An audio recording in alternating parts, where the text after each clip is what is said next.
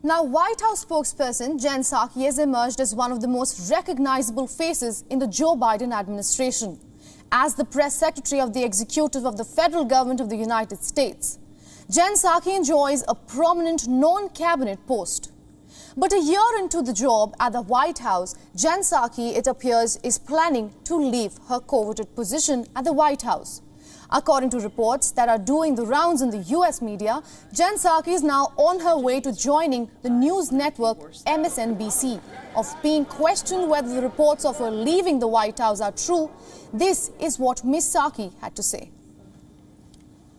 Well, you can't get rid of me yet, Ed. I have nothing to confirm about my length of public service or planned service or anything about consideration about next plans. I'm very happy to be standing with all of you here today after it felt like a never-ending, endless time in my basement, quarantining away from my family. And believe it or not, I missed you all a lot.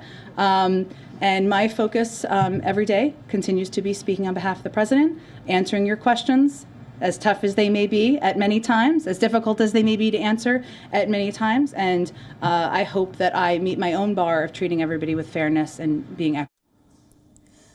The White House so far has given no official confirmation on this change of guard, but the obvious questions of conflict of interest have emerged. As the press secretary of the White House, Jen Psaki has access to inside information of what is happening at the White House. It is her job to collect information of the events and decisions taken by the president's administration. With this being the case, should Jen Psaki be talking to media houses for a job? This is what she had to say on being questioned about the ethics of being the White House spokesperson and at the same time talking to media houses for future employment.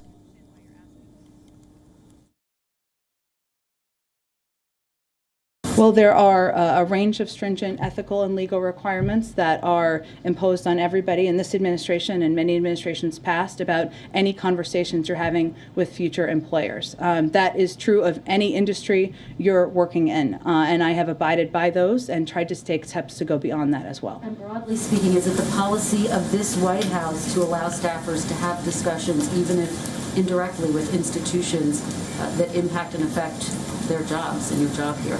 Well, it is the policy of this White House to ensure that anyone who is having conversations about future employment does so through consultation with the White House counsel's office and ensuring they abide by any ethics and legal requirements. And those are conversations that I have taken very seriously and abided by every component of.